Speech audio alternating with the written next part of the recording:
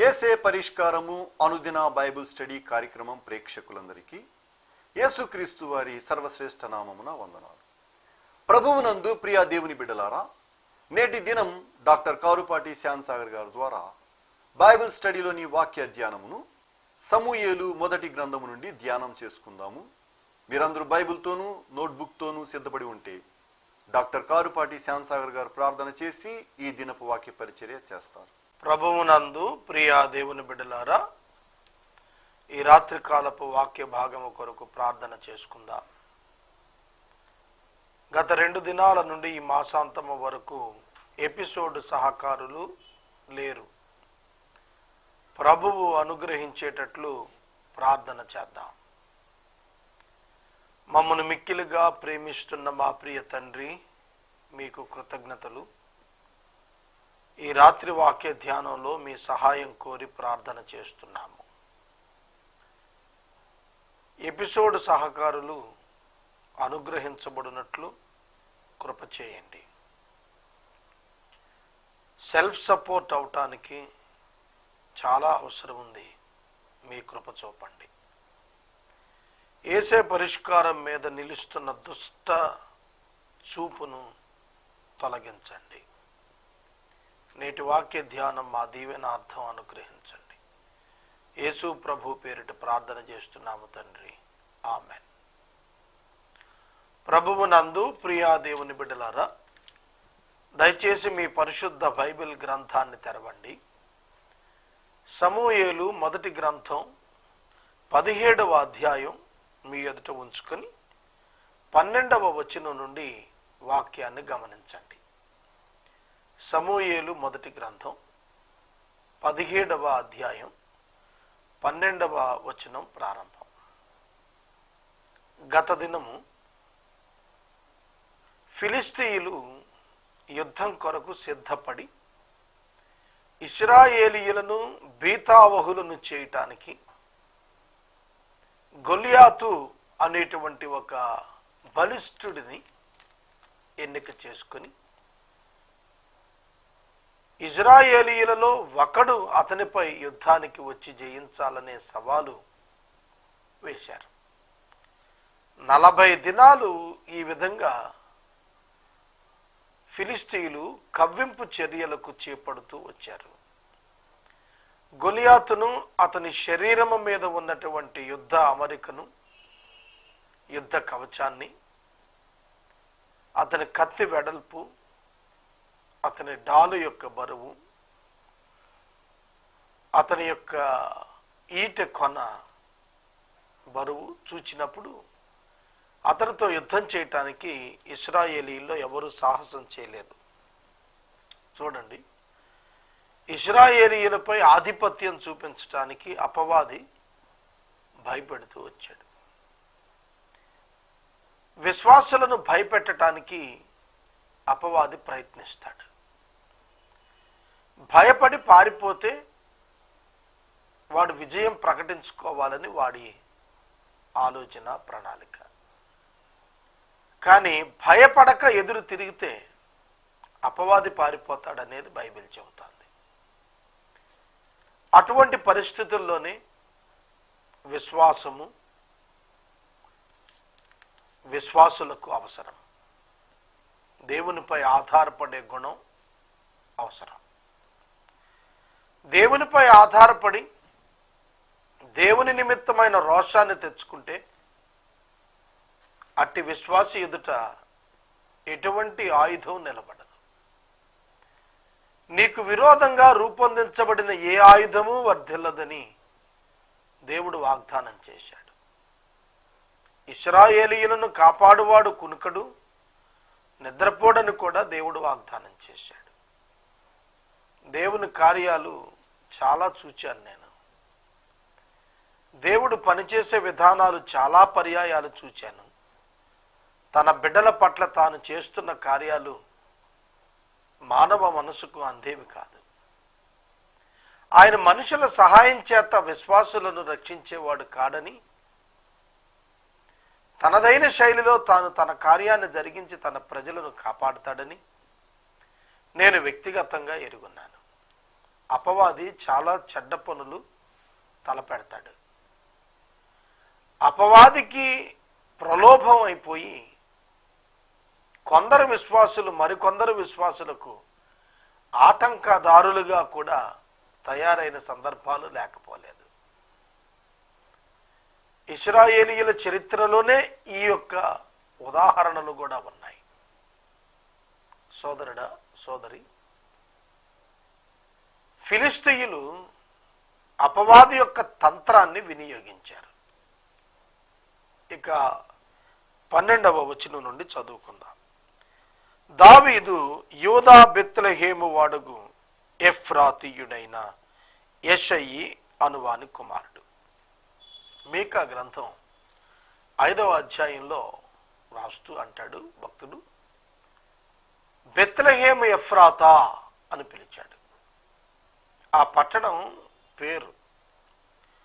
యూదా అనే పదం యూదా గోత్రానికి వచ్చినటువంటి స్థలాలవి.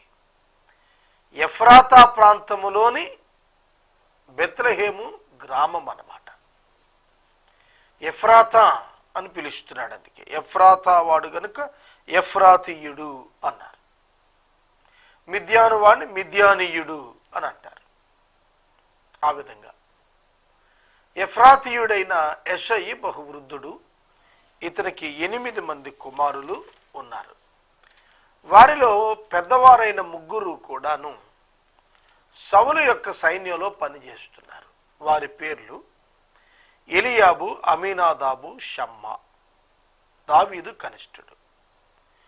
దావీదు బెత్లెహేములో తన తండ్రి గొర్రెలను మేపుచు సౌలు నద్దకు తిరిగి పోవచ్చు వచ్చుచూ ఉండెను. అన్నగారులు సైన్యంలో ఉన్నారు గనుక వారి పరామర్శ కొరకు కనిష్ఠుడైన దావీదు సౌలు యొక్క రాజ్యానికి వస్తున్నాడు, వెళ్తున్నాడు. ఆ ఫిలిష్తీయుడు ఉదయమునను సాయంకాలమునను బయలుదేరుతూ 40 దినాలు తనను తాను కనపరుచుకునుటూ సవాలు చేస్తూనే వచ్చాడు. 40 అనే సంఖ్య బైబిల్లో చాలా సందర్భాల్లో వాడాడు. మోషే 40 దినాలు సీనాయి పర్వతం మీద 2 పర్యాయాలున్నాడు. యేసుక్రీస్తు ప్రభు పరిచర్య ప్రారంభంలో 40 దినాలు ఉపవాసం ఉన్నాడు.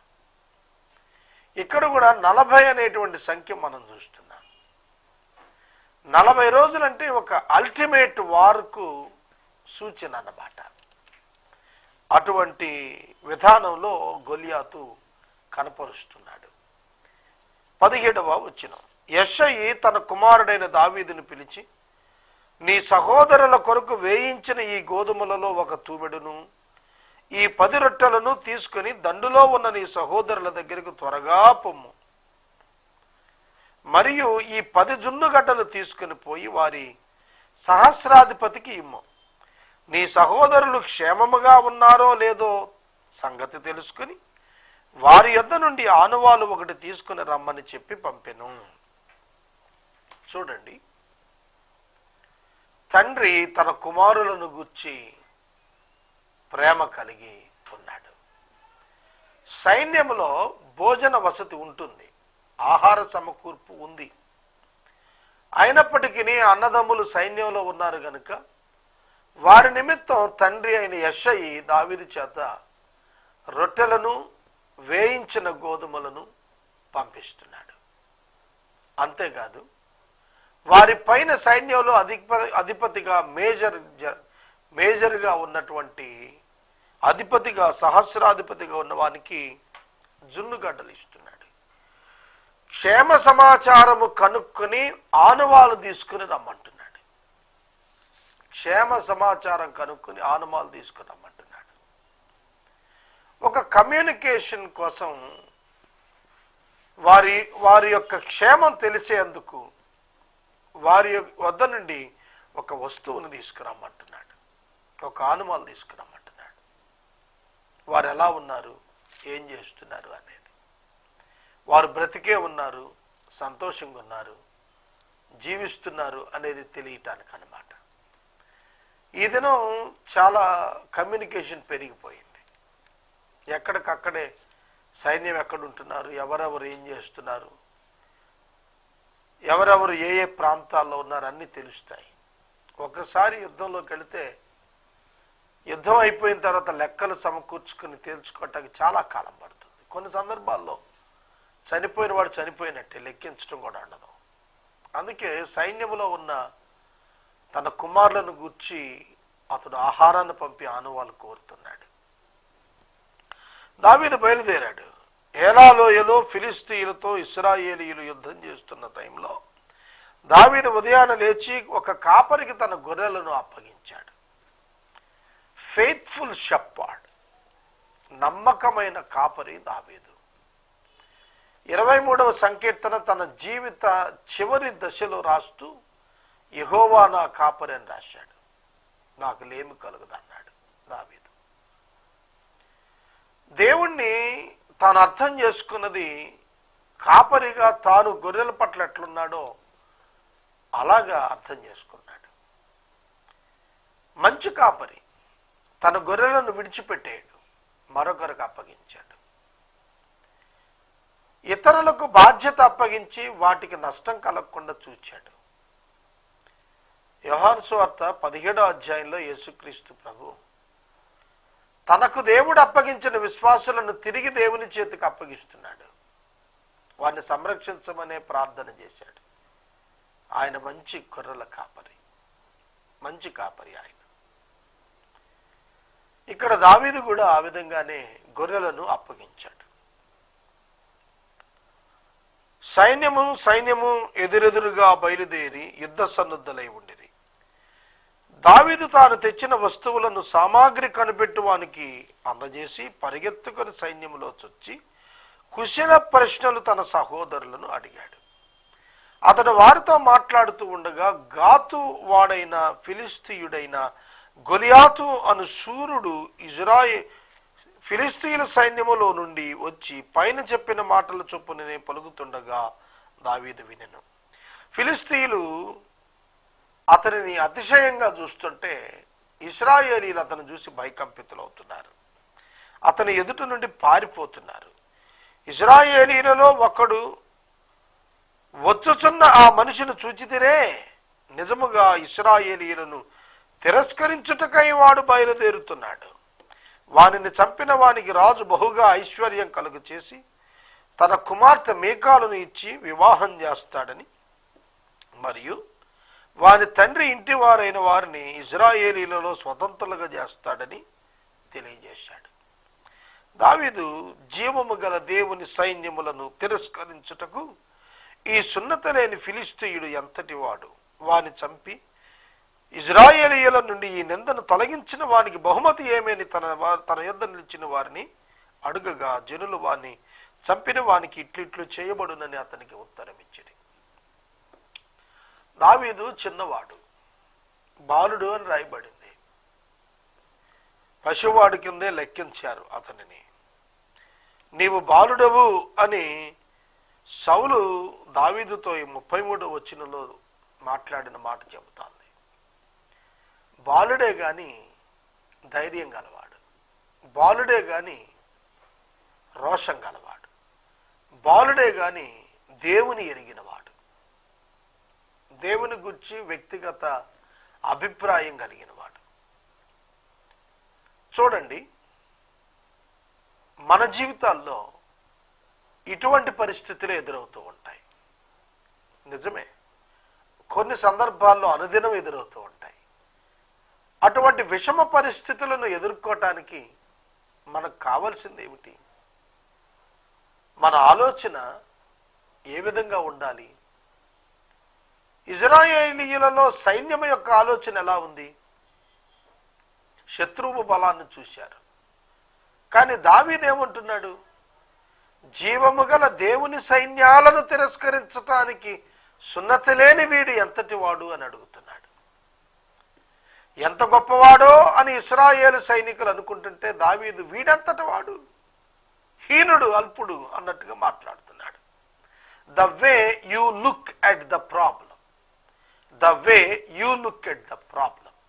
నీవు సమస్యను చూసే విధానంలోనే సమస్య పరిమాణం ఆధారపడి ఉంటుంది. కొందరు అతి చిన్న సమస్యను కూడా భూతద్దాల్లో చూసేస్తారు. అమ్మో ఇంకేముంది, ఇంత గొప్ప సమస్య మన మీదకే వచ్చింది అని. కొందరు ఎంత పెద్ద సమస్యనైనా చాలా చిన్న సూక్ష్మమైనటువంటిదిగా చూస్తారు. అలా చూచిన వారే నాయకులు అవుతారు. ఎంత పెద్ద సమస్యనైనా చాలా చిన్న సమస్యగా సులువుగా పరిష్కరించేస్తాం, ఎంత ఇది అన్నట్టుగా చూసిన వాడే నాయకుడు అవుతాడు. Who can show the solution, ఎవరు ఒక పరిష్కారం సూచించగలుగుతారో వారే నాయకులు అవుతారు. సమస్యను చూసి పారిపోయేవాళ్ళు పిరికివారు అవుతారు. సమస్యను ఎదుర్కొని పరిష్కరించేవారు నాయకులు అవుతారు. ఇశ్రాయేలు సైన్యం ఫిలిస్తీయుడైన గొలియాతు బలం చూసి పారిపోతున్నారు. కానీ ఫిలిస్తీని ఎంతటి వాడు వీడు అని ప్రశ్నించి దావీదు నాయకత్వాన్ని ప్రదర్శిస్తున్నాడు. ఇతను చంపితే ఏమిస్తారు అని చెప్పి మాట్లాడుతున్నాడు. సౌలు తన కుమార్తెనిచ్చి పెళ్లి చేయటానికి, బహు సంపదనివ్వటానికి, చంపిన వాని యొక్క కుటుంబం అంతటిని స్వతంత్రులు చేయటానికి ఏ ట్యాక్స్ పే చేయక్కర్లేదు. వాళ్ళు చాలా గవర్నమెంట్లో వచ్చే అనేకమైన రాయితీలు వాళ్ళకు వస్తాయి, అట్లాంటివి అన్నమాట. అలాంటి అవకాశం ఇవ్వటానికి ముందుకొచ్చి ప్రకటన చేశాడనేది దావీదుకు తెలపబడింది. దావీదు ఇతరులతో చర్చిస్తున్నాడు ఈ మాట. ఇది అతని అన్నగారు, పెద్ద అన్నగారి చెవిన పడింది. అతని పెద్ద అన్నగారు ఎలియాబు విన్నాడు. అతడు వారితో మాట్లాడుతున్నది అతడి పెద్ద అన్నకి ఎలియాగును వినవడగా ఎలియాబు దావీదు మీద కోపం వచ్చి, నీవెందుకు ఇక్కడికి వచ్చితివి? అరణ్యములో చిన్న మంద ఏం చేశావు? ఎవరి వశం చేశావు? నీ గర్వం, నీ హృదయం, నీ చెడుతనం నేను ఎరుగుదును. యుద్ధం చూడటానికే వచ్చావు కదా. ఒక విధంగా ప్రేమ, ఒక విధంగా మనం చూస్తే చిన్న తమ్ముడు అందరికంటే ఆఖరివాడు. అంటే మెచ్యూర్డ్గా లేడు అనే భావనకు వచ్చి ఉంటాడు అనుకుంటున్నాను నేను. ఒక అన్న ఒక తమ్ముడు ప్రమాదంలో చిక్కుకుంటున్నాడు అని అంటే చూసి మౌనంగా ఉండలేడు, తప్పకుండా వారిస్తాడు. వద్దు నాయనా, ఇలాంటిది మనకి అందరూ ఇట్లా ఉన్నారు, నువ్వు ఒక్కడవే ఎందుకు ఇట్లా చేయాలా, వయసు చాలా తక్కువ. అది గద్దించేటప్పుడు అతన్ని నెగిటివ్ సెన్స్లో గద్దిస్తేనే వింటాడేమో అని ప్రయత్నం చేస్తాం. నేను సేవకు వచ్చినప్పుడు కూడా ఒకరు నన్ను ఆ విధంగానే గద్దించారు.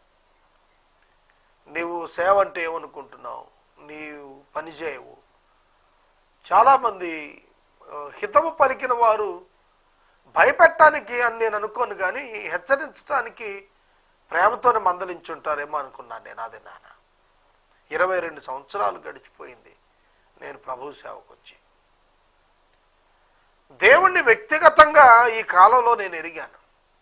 My personal experience with my God, అదే నన్ను నడిపిస్తోంది. ఈ దినానికి నేను సేవలో కొనసాగుతున్నానంటే సహ కాపరులకు, సహసేవకులకు ఈనాటికి అర్థం కాదు. చాలామంది నా క్యారెక్టర్ ఎనాలిసిస్ చేయలేకపోయారు ఎప్పటికీ కూడా. వన్ సైడ్ లీడర్షిప్పా, అడ్వకేటా, లీగలిస్టా, ఇవాంజలిస్టా, ఒక స్పిరిచువల్ లీడరా, సెక్యులర్ లీడరా, ఈ డివిజన్ అర్థం కాదు. కారణం ఏంటంటే I know my God and I know my role in society. సమాజంలో విశ్వాసిగా నా పాత్ర నేను ఎరిగాను కనుక చాలామందికి నేను అర్థం కాలేదు. దావీదు భక్తుడిని అతను అన్నగారు గద్దిస్తున్నాడు. నీవు సైన్యము చూడటానికి, యుద్ధాన్ని చూడటానికి వచ్చావు కదా, నీ హృదయం చెడుతనం నాకు తెలుసు, నీ గర్వం నాకు తెలుసు అంటే నెగిటివ్గా మాట్లాడుతున్నాడు. నేనేం చేశానన్నయ్య అని తప్పుకోవడానికి ప్రయత్నం చేశాడు దావీదు. కానీ ఆ మాటలు కొందరు విని సౌలు దగ్గరికి సమాచారం తీసుకెళ్లారు. వందలాది మంది, వేలాది మంది సైనికులుంటే అందరూ పారిపోతుంటే ఒక చిన్నవాడు మాత్రమే పాజిటివ్గా మాట్లాడుతున్నాడు,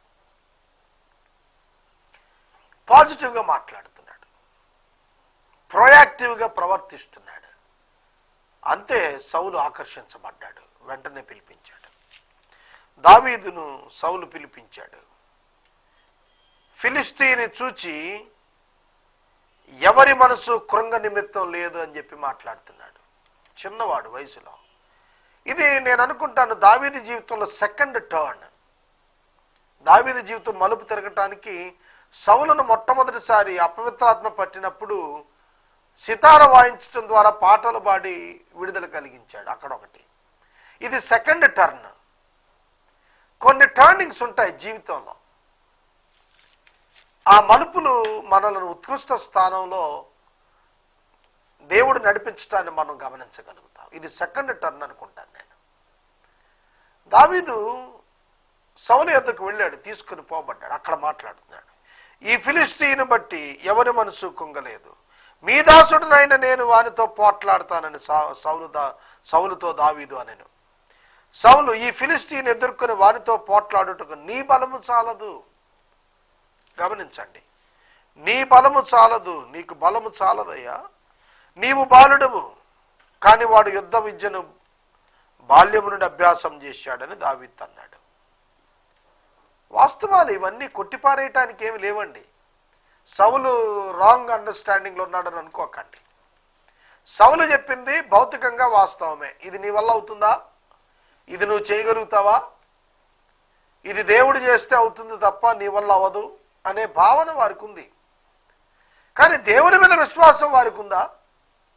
సౌలుకు దేవుని మీద విశ్వాసం ఉంటే తానే యుద్ధానికి పోయేవాడు, వేరొకరి కోసం ఎదురు చూడక్కర్లేదు. దావీదును ప్రోత్సహించటం లేదు, నిరుత్సాహపరచడం లేదు. నిరుత్సాహపరచాలనేది అతని ఉద్దేశం కాదు. కానీ అతడు తన అండర్స్టాండింగ్ మాట్లాడుతున్నాడు. తాను ఇటువంటి గ్రహింపుకున్నాడు. నీవు బాలుడువు, నీ బలము చాలదు, నీవు చిన్నవాడువు, కానీ వాడు యుద్ధ వీరుడు. దానికి దావీదు ఇస్తున్న జవాబు ప్రశంసనీయమైన జవాబు. His experience with God.